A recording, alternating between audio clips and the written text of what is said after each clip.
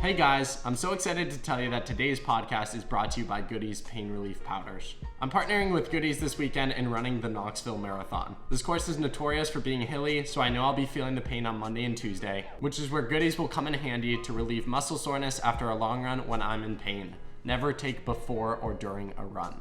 Goody's pain powders dissolve quickly and are formulated to start working fast. Goody's powders target a full range of body pains and headaches, hitting pain right where it hurts. Their on-the-go stick packs can be slipped into your pocket for quick pain relief. I like to take my Goody's powder in a glass with water, but you can also take it by placing it on your tongue and chasing it with a glass of water. Make sure to always read directions and use as directed. Right now, for a limited time, Goody's Powders is offering $2 off select products on Amazon when you use the code TRE2. We will also throw it up on the screen. The link is also in the show notes below. I personally recommend the Cool Orange. And recreational marathoners, their most common technique tool for dealing with discomfort was to distract themselves. And these days, people put on headphones. That's what they do. That's one example. But elite marathoners, they don't distract themselves. They associate, they focus on the pain and use it as information. So the first tool is just focus. Every moment you're pushing yourself, you have to focus. That was Dr. Jim Taylor today on the Running Effect podcast. As I'm sure you guys know, I'm running the Knoxville Marathon this Sunday, and I definitely need some mental help, as the marathon in the sport of running is a very mental sport. There's no better person to join the show and to help me out in this pursuit of knowledge of that world than performance, sport, and parenting expert, Dr. Jim Taylor, who has a Ph.D. in psychology, and his clientele includes professional, Olympic, collegiate, and junior elite athletes in skiing, cycling, triathlon, tennis, track and field, squash, fencing, swimming, football, golf, and many more. He's the author of 18 books that have been translated into 10 languages. He's got a blog that's been read by more than 10 million people. This guy is the real deal. He's amazing. I love this conversation. His accolades go on and on and on, and I could read them and it would fill a whole podcast. But he is what I was impressed by, he has the knowledge, but he does such a good job of dispersing the knowledge. He's an excellent speaker. And I learned a lot about how to take my running to the next level, not just in this marathon, but moving forward. And I'm confident if you're training for track or a marathon, you are going to be equipped with tools that you can literally directly apply today that will help you take your running in your life to the next level. I know you guys are going to enjoy it. So share it with a friend, a family member, a teammate, 30 of them, someone who you think would find value and benefit from it. Make sure you're following and subscribe to the podcast wherever you listen so you never miss another episode, and then give us a 5-star review as a cherry on top. And without further ado, I hope you all enjoy this conversation and grow and learn from the one and only, the excellent, the man, the myth, the legend, Dr. Jim Taylor.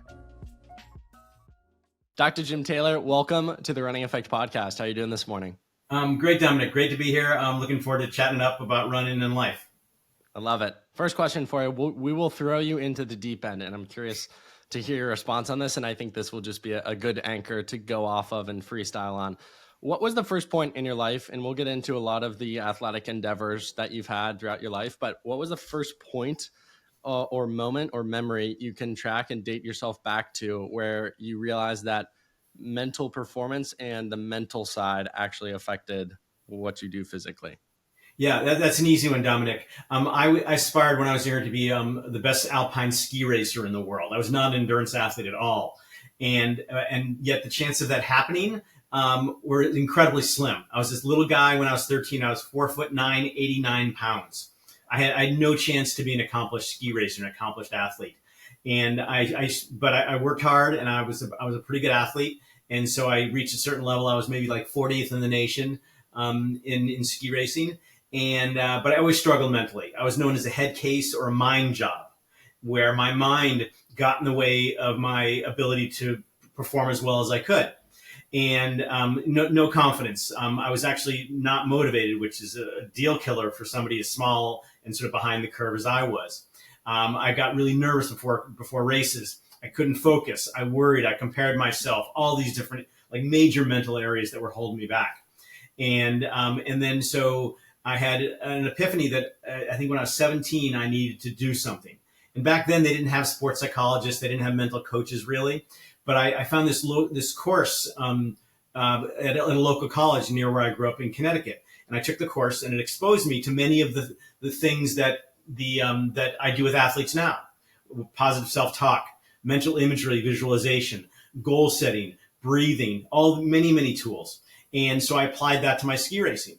And that next year I made a quantum leap. I went from top 40 in the nation to top 20. I made the bottom of the U.S. ski team. I was incredibly consistent, whereas in the past I was incredibly inconsistent. But the more powerful change for me was when I got in the gate of a race. I don't know if you know anything about ski racing, but at the beginning of a race, I not only knew I was going to finish, I knew I was going to win. So there's this amazing shift. And I didn't win all the time. I wasn't quite that good. But the confidence I developed almost entirely through using these mental tools was a game changer in my ski racing. And from then my trajectory just went much steeper, and I reached a level where I was world class. But before you think I thought I was all that, I put my ski racing career this way. I competed against the best in the world, but they weren't worried about me. And but I look back in my career and my ski racing career, and it became the foundation of my future, because that's when I think a year or two later, I went to college and I took Psych 101, like I always do in college. And the way I put it is that I didn't choose psychology; it chose me. So I could have gone to medical school, law school, business school, whatever I wanted to do, but I found my passion. And I've been doing this a really long time. And Mark Twain once said, "Find something you love to do, and you'll never work a day in your life." And I feel that way. So I feel very fortunate that I get to do something I love. I get to stay involved in sports, and I get to make a nice living and have a great lifestyle. Absolutely excellent. I love to hear it. Do you often reflect on that version of yourself who was deemed a head case, who is now has a Ph.D. in psychology, and your clientele includes Olympians? Do you ever reflect on the craziness of life and how it ebbs and flows and how you got to this point? Yeah, I think it's just a wonderful lesson how our life experiences shape who we become and where we end up going. Because if I hadn't been a head case, who knows where I'd be right now. But it obviously opened tremendous opportunities and doors and experiences for me that no doubt shaped me both personally and professionally. Throughout the years, obviously you mentioned the skiing background. How did you get into the sport of running? Because I know you've run a sub 3-hour marathon. How did this come about? Yeah, so a part of our conditioning way back when was running. And so I've run all my life, but it wasn't until I was in my early 30s that I raced. So I'd always run. I was living in Colorado, and I loved mountain running, so I'd go out for 3-hour runs. And for me, it was this incredible sort of mind-clearing, stress-relieving, creative experience for me to be in nature. And then a friend of mine there was a local 5K, a fundraising 5K coming up. And he said, "Let's do this." And I go, I don't really want to. And he said, "Come on, don't be a wimp." So I said, "Okay, I'll do it." And what happened is exactly what I thought would happen. I'm a competitive guy. I set big goals for myself. I want to be the best I can be. I did pretty well in the race. And so I thought, I wonder if I can go faster. And so I started doing short races, 5Ks, 10Ks. Then I thought, I wonder if I can go farther, faster. Because I'd done a lot of long distance. I'd go out for 15, 20 miles in the mountains, but I never raced. And then so that one thing led to another until I got serious. It's like I had pretty good speed, and I thought, well, let me run a marathon. And then I did pretty well in my first marathon, and I thought, I wonder if I can go under 3 hours, which is, as you well know, is sort of like a standard to be in the same hour as Kipchoge, for example. Although that sort of changed a little bit with his sub 2. But it's sort of a standard that's considered pretty fast. And so I said, let's see what can happen. So I got serious about it and got training, and I broke 3 hours twice.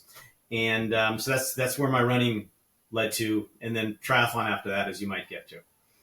Yeah, when you think about all these different experiences across different sports and something like a triathlon or Ironman, I don't even know if that's a sport. That's like a physical pursuit or something. That's quite the endeavor.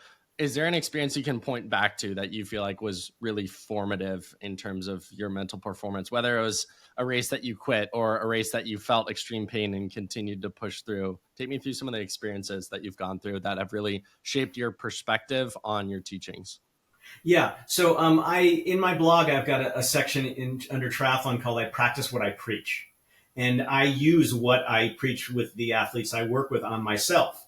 And so I think a couple of key areas were important for me, particularly with running and then transitioning into triathlon, is just having the ability to push your limits. And that's a really hard thing to do because we're evolutionarily not wired to push our limits. I talk a lot about evolution because fundamentally we have this thing up here called the cerebral cortex, which makes us different from animals, but we still react to the world very much like animals do. But I do want to be respectful of your audience, that there's some people who don't believe in evolution, and that's their right. And so if there is a disconnect there, what I would suggest is just listen to what I talk about in terms of our instincts.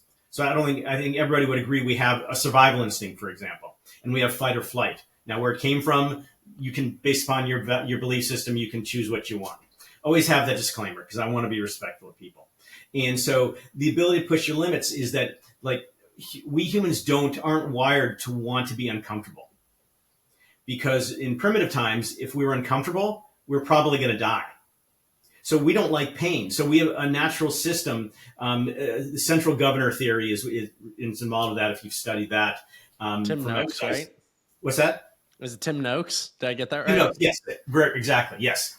And I know a little bit of stuff, not too much. Yeah. So we've learned our bodies evolved in a way that if we felt pain, that was not a good indication that we were going to survive.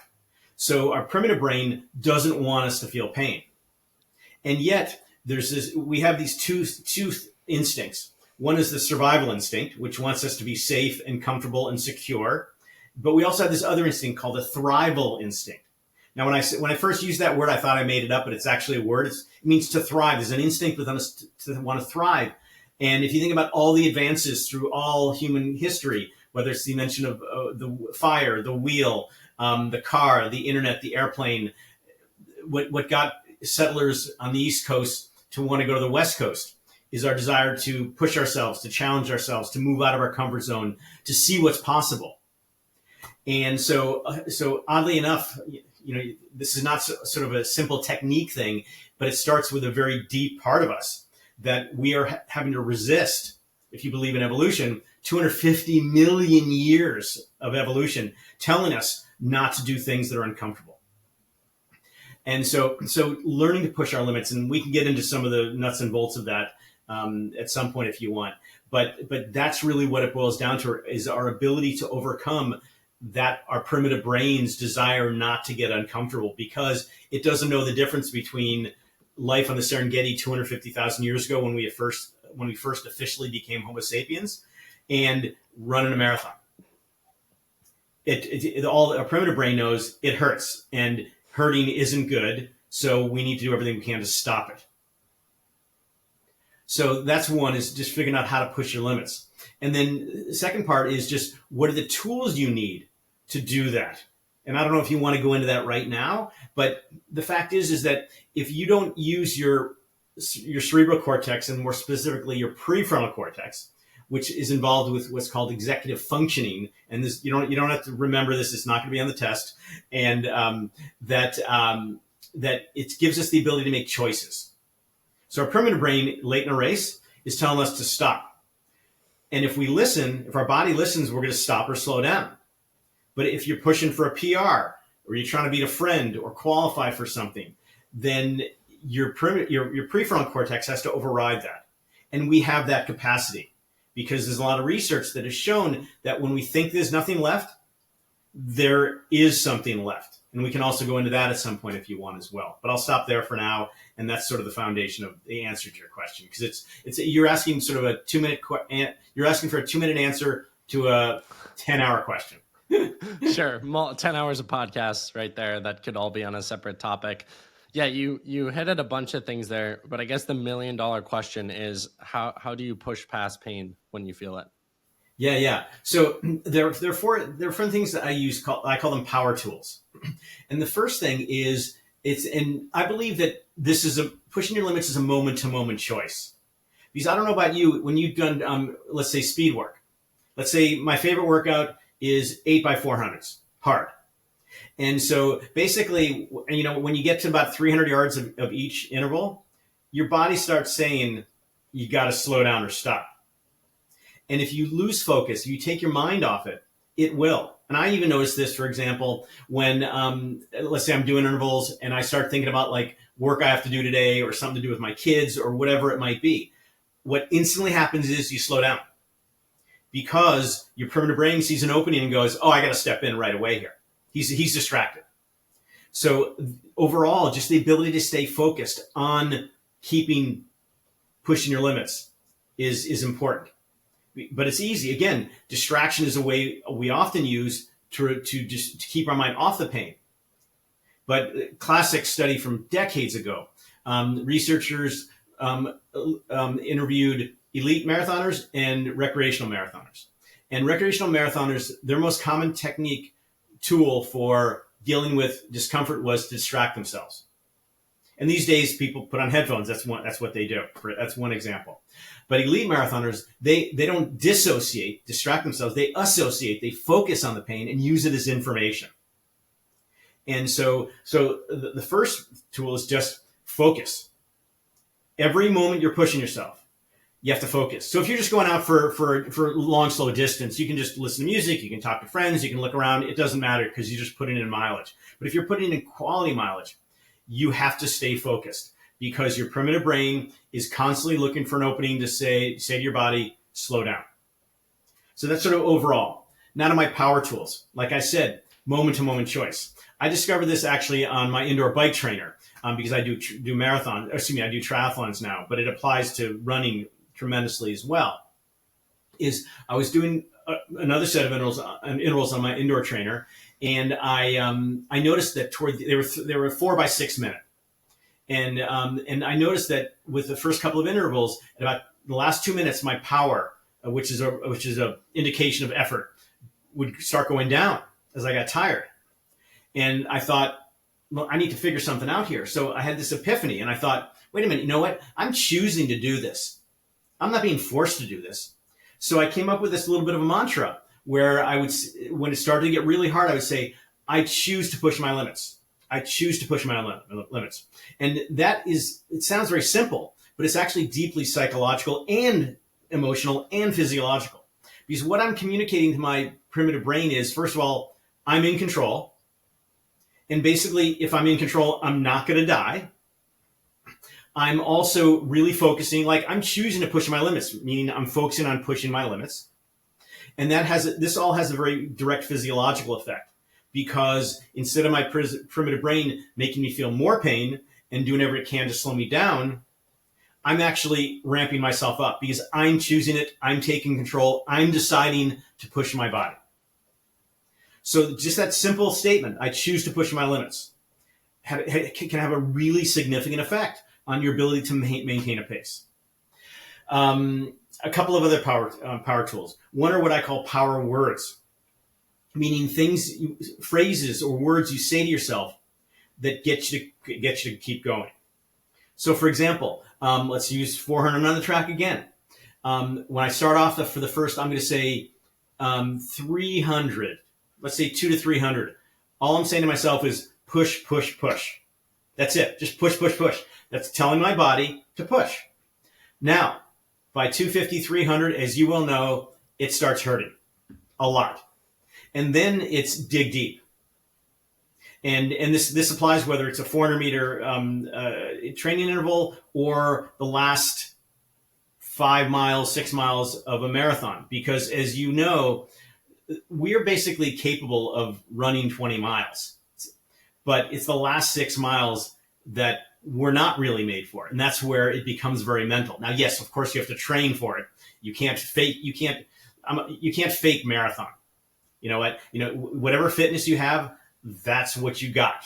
So if you are capable of doing only an 8-minute mile for a marathon, you can't do a 7:45 no matter how mental you are or whatever tools you use.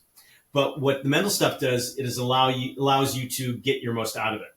So again, power words, push, push, push, dig deep, because that's what you're doing. And you are literally doing that because I use this metaphor of when you think there's no fuel in the tank, left, there is fuel in the tank. So you have to dig deep and access that fuel reserve. And you do that by using your mind. And then for me, the last 100, it's all about finish strong. Finish strong, finish strong, finish strong. And back in my marathon days and my Ironman days, which ended in a marathon, that's literally the last 10K. I'd be telling myself that constantly, just finish strong, just finish strong. So those power words are really powerful because what you say to yourself matters.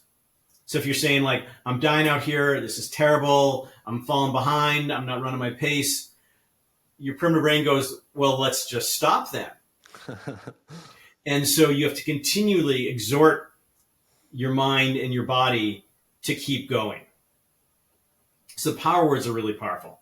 A third power tool is breathing.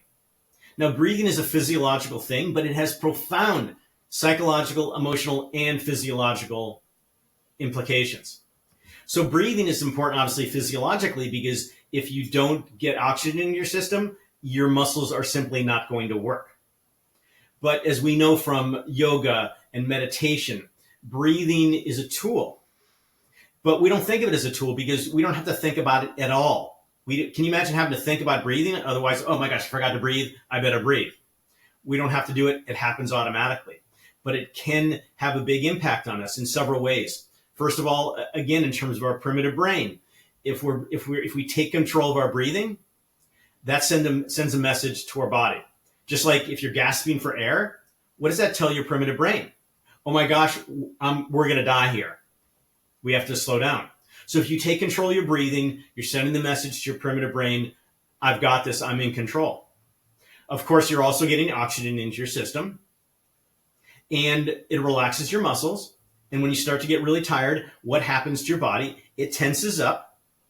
What happens to your center of gravity when you tense up? It rises. What happens to your stride when your center of gravity rises? It gets shorter. And a lot of times the reason why runners get slower later in a race is because their stride simply shortens a couple inches of stride. But you do that over thousands of strides, and I don't even know how many strides it takes to run a marathon, but tens of thousands? I don't know. Yeah. But you're losing distance every time. So if you can settle yourself down with controlling your breathing, center of gravity drops, stride lengthens, you go faster. Plus, you just feel better because you're in less pain because you're breathing. The last one is probably one of the craziest ones I discovered. I was working with a world-class track athlete a number of years ago, and she was having a lousy workout. She just wasn't hitting her numbers. Her coach was yelling at her. During a recovery period, she comes up to me and says, Dr. Jim, what do I do? And my first thought was like, I have no idea. Then I had this epiphany. And she was in front of me. She was standing in front of me just like a knot. Her face was like in a grimacing. And I had this idea, and I said, smile. She goes, I don't want to smile. She said, smile. I go, smile. She goes, look, I'm having a lousy day. I don't want to smile.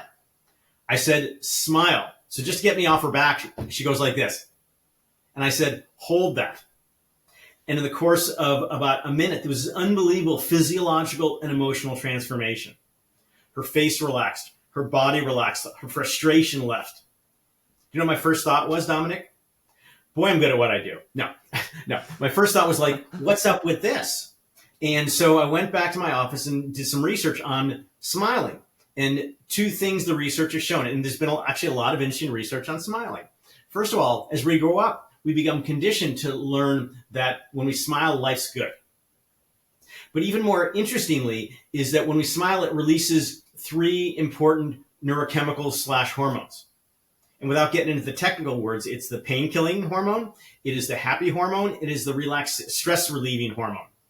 And so simply building smiling into your running, especially when it gets hard, is unbelievable.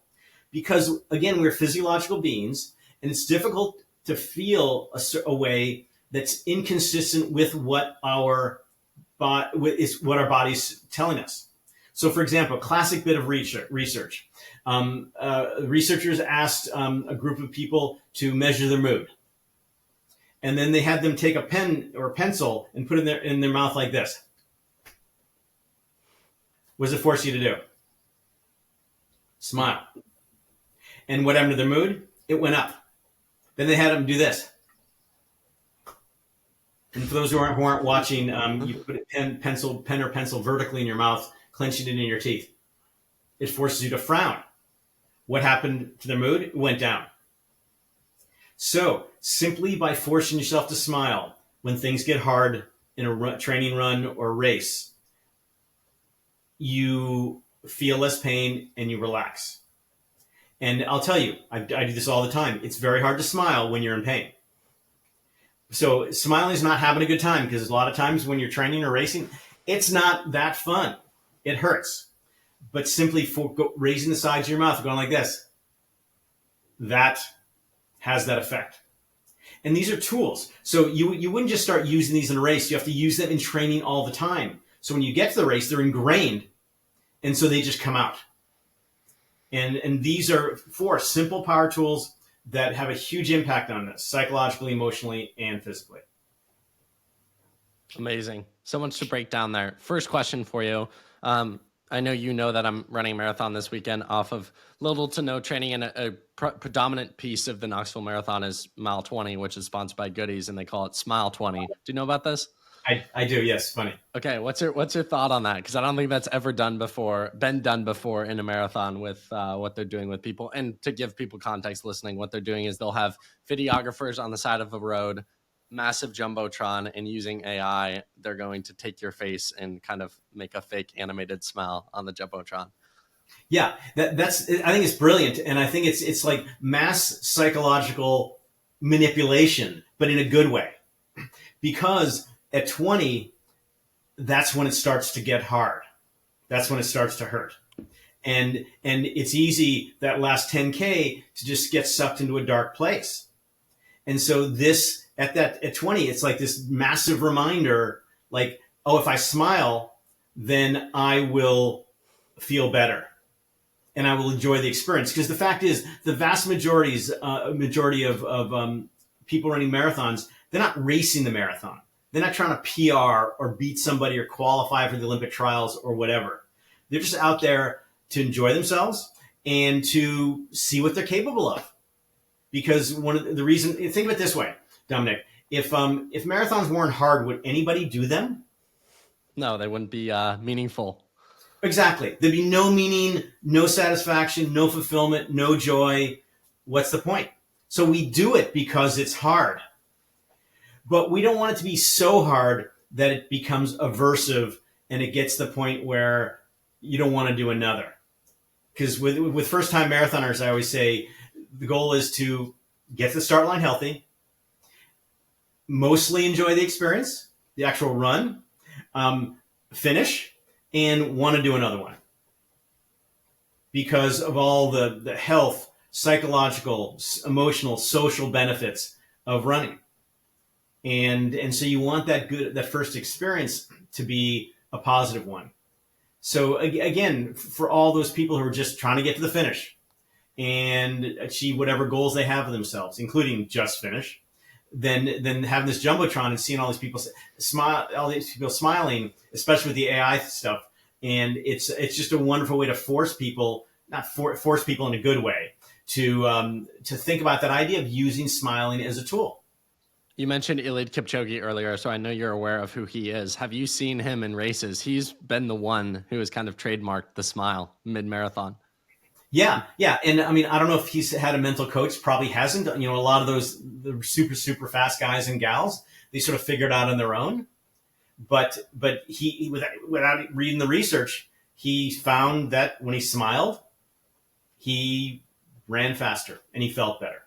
So you don't have to be a sports psychologist or a mental coach to figure this stuff out. You just need to have experience and try a lot of different things. And because there's a lot of stuff you try, it doesn't work, but this is one that really works.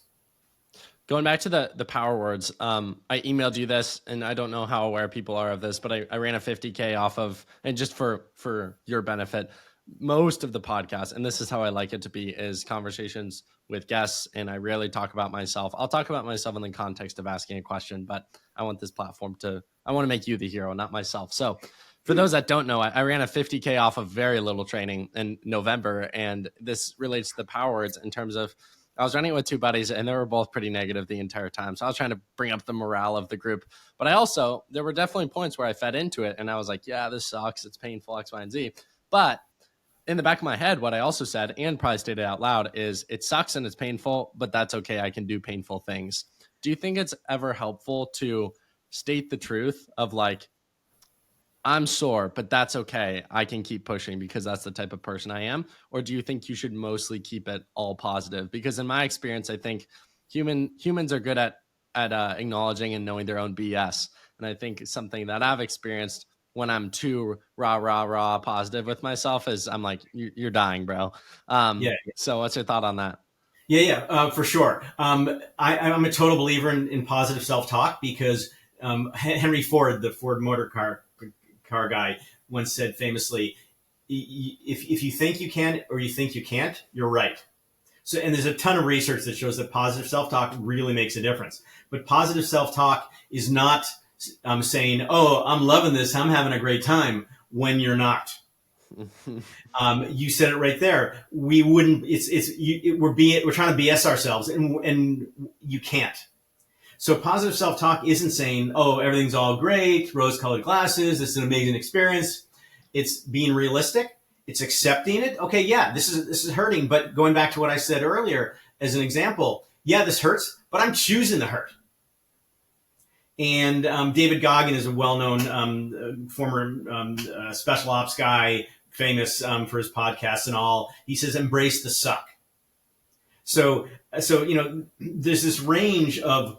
I've written about this, and I think it's a really great distinction. There's this range of how you can experience pain, like in a race. You can hate it or you can love it. Now, I've heard a lot of sports psychologists in the past saying, "You got to love the pain. You got to love the pain." And I've shared this with endurance athletes, and they go, "Those people have never really been in pain then," because there are very few athletes in this world who actually love the pain. But you can't hate it, because if you hate it, you're going to stop or you're going to slow down. So I got to thinking about, because we tend to think in binary ways, dichotomous ways. It's black or white, it's good or bad. But there's this whole continuum, because life isn't black and white. And so I thought, what is someplace in the middle on that continuum that could make it okay? Realistically, can't love it, but we can't hate it either. The first thought I had was simply accept it. And this is sort of a very Buddhist thing. It's like, oh, you accept the world as it is. And I used that for a while, but I didn't really like it because acceptance has a sense of like surrender, of managing, just dealing with it. And then I came up with this idea before I heard David Goggins is embracing it. So embracing it isn't loving it, but it's simply saying like, this is part of the deal. And that's acceptance. But then you go, given that it's just part of the deal, I'm going to fully embrace it. I'm going to give it or put myself totally into it. Because with a marathon, you can't always love every moment of every step of every mile. But the feeling you have when you cross the finish line of accomplishment, of I just did that, OMG, I changed my perception of myself. I didn't think that was possible. Mm-hmm. And that goes back to the thrival instinct. And that goes back to how incredibly, air quotes, therapeutic and psychologically nourishing running can be. Because to be able to do something that you didn't think you could do, you just expanded your zone of possibility. And if you can do that in a marathon, maybe you can do that in your school or in work or in some other aspect of your life. So now I talk to athletes about, okay, can't hate it, can't love it. Acceptance not so great, but not bad. But just embrace it. It's part of the deal. You're choosing to do it, so put everything you have into it. Because ultimately, marathons are not about running 26 miles. They're about overcoming yourself. And that is the mental race that you're winning, that enables you to overcome the course. If it's like a Boston, or if you're trying to place or reach a certain time, beating certain people. So that's, I think, a really important way to approach it. You mentioned David Goggins, so I'll bring up his highly popularized like 40% rule. I've always wanted to ask someone who actually knows what they're talking about. I think David knows what he's talking about from a his experience perspective, which I think Yeah. is very valid. I hear something like that, and I agree with the general premise of you can go, as you said, you can go so much further when you think that you're at your breaking point, when you're at your end. Do I think it's 40% of your potential? I don't think so. would love to hear your thoughts. And is there even a number from Yeah. studies? And no, well, first of all, no, 40% that's way too much. But there is more in there, and there's been some really interesting research. Two types of research. First, anthropologists who have studied primitive cultures, and what they learned physiologically was hunters would go out with their spears and track a gazelle for sometimes 3-4 hours, 15, 20 miles away from home, and they would finally kill the gazelle. But then there was another challenge. They had to bring the gazelle home. So they did carry the gazelle back another 15 or 20 miles. So evolutionarily, we humans have not learned, but gained the capacity to keep fuel in the tank. And because if there was no fuel in the tank when they killed the gazelle, they weren't going to be able to bring it home, and they were going to die. So we developed this ability to have fuel in the tank. And so except in the rare cases where there was one, I forget which marathon, I think it was last year, an Italian was leading at about 21, in mile 21, and he just all of a sudden started walking and fell down. Or Julie Moss, iconic memory of the 1982 Ironman World Championships. And if you want to go to YouTube, type in Julie Moss Ironman World Championships, and you'll see the video. She was about 50 feet or so from the finish, and she was winning. She was 50 feet from winning Ironman World Championships at the end of the marathon, and she fell down. And she started to get herself up. People started to come and help her. She told them to stay away because if anybody touched her, she'd be disqualified. So she gets up and she staggers and falls down, and she does that for a while. And she was in the area a number of years ago, and I spoke to her, and she said, my mind was totally sharp. I was telling my body to get to run, and it simply wouldn't. So, and unfortunately, with about literally 20 feet to go to the finish line, another woman passed her and won. But she is the indelible memory for most regular people of what Ironman triathlon is. That's an example where there was nothing left in the tank. But our primitive brain is very good at not allowing us to get to that point. So long before you're falling on the ground, your body's telling you to slow down and forces you to slow down. And so in other words, it doesn't want you to even get close to being out of gas or your battery to be dead, if you wanted to use the EV example, the EV metaphor. And so there's fuel in the tank. There's been other research within human performance labs. So exercise physiologists take people in, put them on a treadmill, put them on indoor bikes, and they test their physiological capabilities. So there's one study, and this has been repeated a number of times. They had indoor cyclists on an indoor trainer doing a 40K time trial, which is about 24, 25 miles. And they have a big computer monitor, and they would have a pacer on the screen, an avatar pacer. And the researcher would say, just hold on to this pace, and a hard pace. And so they would do it. And then they had them recover, good long recovery. And then the researchers asked the cyclists, can you do this? We're going to repeat the time trial. Can you maintain that pace?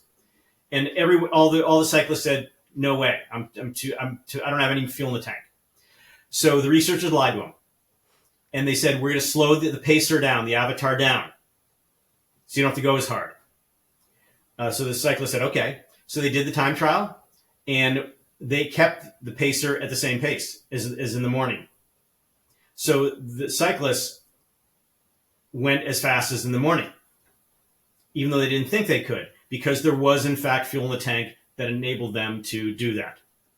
So totally appreciate the sentiment of Goggins, but not the reality of 40%. Sure. In regards to pushing yourself past your limits and everything you just shared there, in context to me, so doing this marathon off of very little training, 2 weeks of training, but I also think that I'm not naive to the fact that I've been running from the age of 5 and have a lifetime of training. This is not someone who is coming off of his couch. Also, maybe, I know you're not a sports like physiologist, scientist, but 2 weeks of training, you can't affect fitness too much, but I will say it at least gives you some sort of rhythm to remember what running's like. And so there's some training, but I think it's important to say I do have a lifetime of training before me. With that being said, in terms of mental performance, how much does it switch between, like you've talked about, racing a marathon versus running a marathon? Because to give you context on my goal, if I finish, thumbs up, and I don't have if I finish, oh, nice little thumbs up comes up. Didn't know that happened. If I finish, great. And if I am in one piece, amazing. Hopefully there's not too much carnage to get to that point. That's a different reality mentally than if I came to you a few years ago when I was racing 5Ks competitively in high school. And it's like redlining for 16 minutes. And if you're not on your game for 30 of those seconds, it's over. So what's the difference between like pace and simply distance and not stopping? Yeah, so a very big difference. There's a big difference between participating in a marathon and racing a marathon. Because with racing your marathon, you're basically putting your body under constant strain for 26.2 miles. And that takes training. That takes adaptation. But again, you have a long history of running. Your muscles know how to run over the course of 2 weeks. I don't know. You said your longest run was 10 miles, I think, Yeah, something 10 like miles. that. Yep. Yeah. So as long as you stay within yourself, I don't anticipate you'll have a really difficult time. Will you be sore after? Yeah, you'll probably have the famous marathon runners take pride in wearing my medal around my neck, walking with a sort of a limp, honorary type of walk.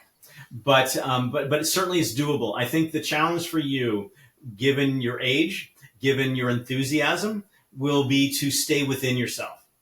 Because what often happens for many first time or early, less experienced marathoners is they start off the run, and they're feeling really good at 3-4 miles. Well, you're of course going to feel good at 3 or 4 miles because it's only 3 or 4 miles, and your body's perfectly capable of doing that. And so, but it's what matters is again, literally 18, 22, 24. That's when your body starts hurting. Your primitive brain starts going like, oh my God, I think we're going to die. And when I say that, I want to acknowledge the fact that yes, on occasion, marathoners die because of some heart condition or something like that. But it's still relatively rare. When I say you're not likely going to die. So I think the most important thing for you is to keep reminding yourself, what's the goal? To finish and to really be disciplined. And I don't know if you have a goal pace or if you have a time you want to kind of do, but definitely keep that on the back burner. And I don't know if you're going to wear a watch or if you keep, like if you have a smartwatch and you keep track of your heart rate, things like that. For my first Ironman, I was getting really nervous about the race, and I was trained, I was capable, but I'm also competitive, and I also had a time goal. And 2 days before, my coach, I told him that I was really nervous. He said, completely give up on any concern for time, to the extent that I actually taped my watch over because I wanted to see my heart rate still. But I put a piece of tape over my watch, the time part, so I couldn't see how well I was doing. And so I just stuck with my plan, stayed within myself, and interestingly enough, with about 6 miles to go of the marathon of the Ironman, the tape sort of started to peel off, so I had to take a peek. And I looked at it and I saw my time, and I did the math, and I thought, I'm not going to break my time goal. But then I said, I'm feeling pretty good because I'd been very disciplined in my race. And I said, let's bring it home and see what happens. So I started running just as fast as I felt I could. And I ended up breaking my time goal by like 7 seconds. Wow. And so I think just being really disciplined, and of course, just really fuel and hydrate well. The weather there, we're in April in Knoxville, so it's probably not going to be super hot or humid.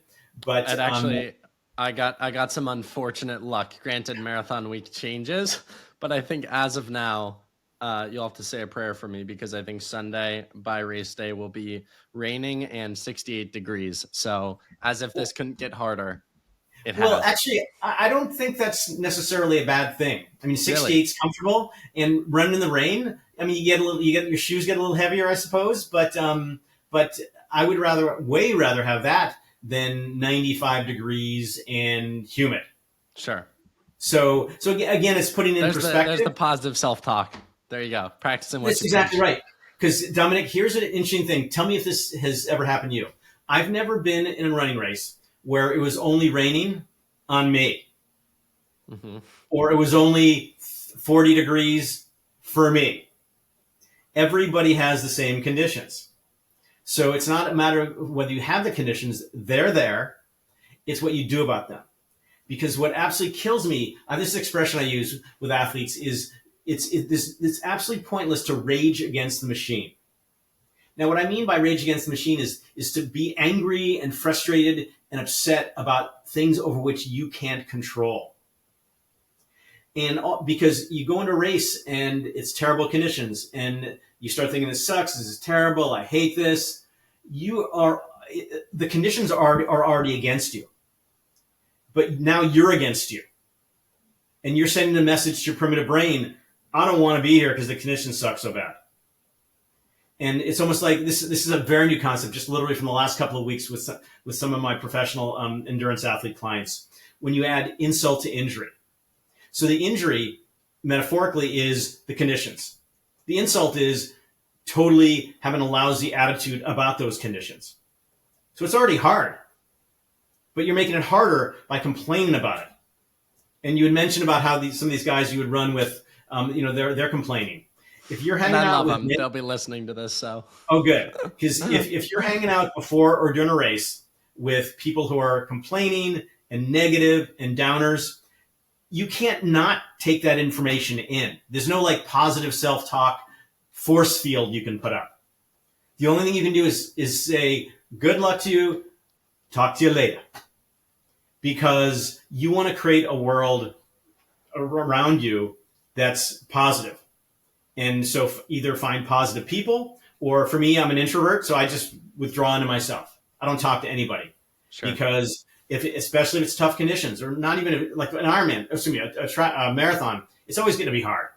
So people are before the race are going to be going, "Oh my gosh, it's going to be so hard. This is going to be difficult." Wah wah wah. It's like you don't want to be around that.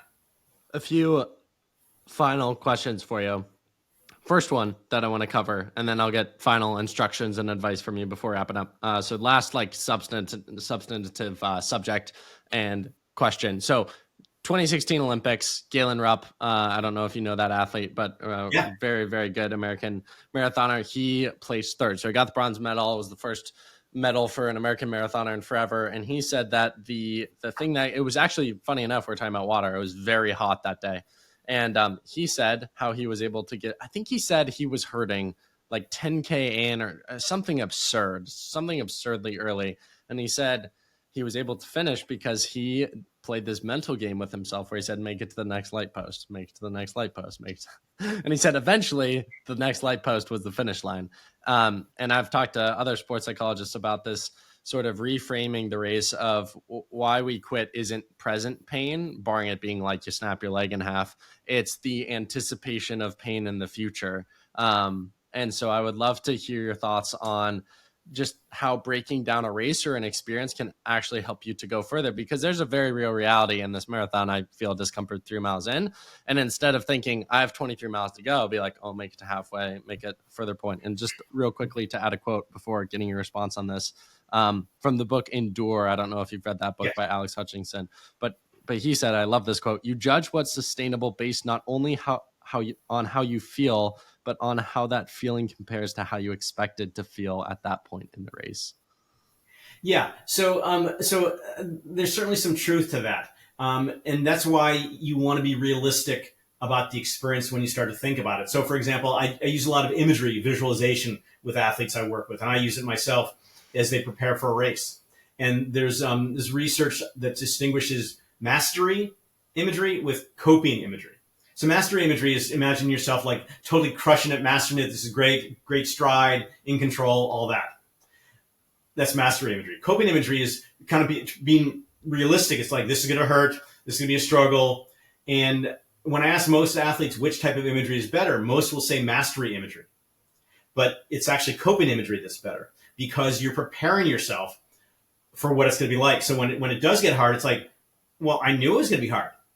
And I've imagined myself how I'm going to deal with it. And so that ties in with the endure idea of having realistic expectations and prepare yourself for the fact that it's going to be hard. And that's partially from training. In your training, you do hard training and you develop use the mental tools, the power tools I talked about, and using some of those things to get yourself ready. So when it gets hard in a race, you don't have to think about it. You have your little mental toolkit around your waist. And the great thing about a mental toolkit, it doesn't weigh anything, but you can pull out the tools to help you get going. So getting back to this idea about breaking it down, without a doubt, and this ties in with control. So, you said at 23 miles, you said at 3 miles if you're hurting, hopefully please don't be hurting the 3 miles. But it's a lot of it is like what you can control. So it's hard to imagine that I can keep my act together for the next 6 miles. Let's say you're at 20 and it's getting hard, but I can make it. Let's just go to the next mile. I can make it to the next mile because that's manageable. It's doable. I know I can make it to the next mile. And then you make the next mile and you go like, now I can make it to the next mile. Now the next lamppost, that's gonna be a lot of lampposts. But so I think every mile is a good measure because obviously that's a substantial distance, but it's also psychologically palatable. Like, it's only a mile. It's only like, depending on your pace, anywhere from like 5-minute miles if you're a superstar to 15-minute miles or 20-minute miles. But it's like, I can do this for another 10, 15 minutes. And then you get there and you go, it wasn't so bad. Because it's rarely as bad in reality as you think it's going to be in your mind. And the reason why that is that our brain wants to prepare you for the worst. So you think about worst case scenario. Because if you think it's going to be easy and it's not, then it's like, whoa, then your primitive brain's totally taken over because it was not prepared for this. But if you prepare it by going, this is going to be hard, there's going to be some pain involved, then your primitive brain can expect that, so it's not going to freak out and get you to shut down. Final question for you, or questions. Final advice, things you think I should implement on race day. I know you mentioned a lot of things that I can implement during the race, but importantly in training in the coming days so that it's not new on race day. But any final words for me before I go into the pain cave for 3 hours and some change?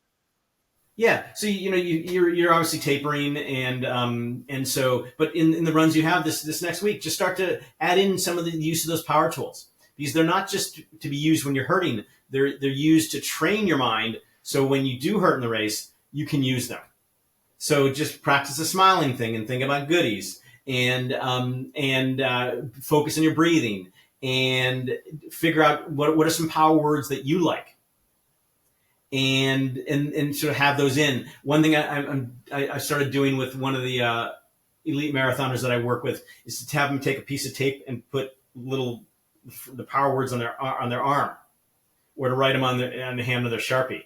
Because when you go to that dark place, it's hard to think like, okay, what are my options here? But if you just have it on a piece of tape or written on your hand, it's like, breathe, smile. And so a lot of it is just sort of preparing for the fact that it's going to be hard and having a couple of tools in your toolkit that you can pull out that will just go, instead of going like, oh my gosh, this is getting hard, you can say, this is getting hard, but I've got some tools to deal with it.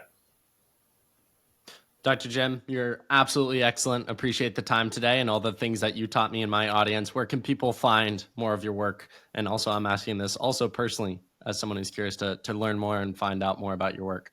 Yes, of course. I have a website, drjimtaylor.com, Dr. Jim Taylor. I'm also on Instagram, Facebook, LinkedIn, X, formerly known as Twitter. And so feel free on my website. Probably 95% of everything I've ever written is on there for free. and I've got a blog with just tons of articles for sports. I've got one for triathlon. I don't have one for specifically running, but if you read the triathlon one, it applies 100% to running. Dr. Jim, thank you for your time today. Thank you for enlightening me, and excited to put these things into practice on Sunday and finish in one piece and report back with all the learnings and lessons. I love the saying, I think I came across it yesterday. Another athlete, Emil Zatopek, from like the 50s. Yeah, there you go. See, you know your athletes. I'm impressed. Only athlete to ever win the 5K, 10K marathon at the Olympics. He said, if you want to win something, run 100 meters. If you want to experience something, run a marathon. So I'm excited for it. That's beautiful. Very good. All right, Dominic. Really fun. You're a great interviewer, and a lot of fun chatting up with you. And have fun in the race. And I do look forward to a download after.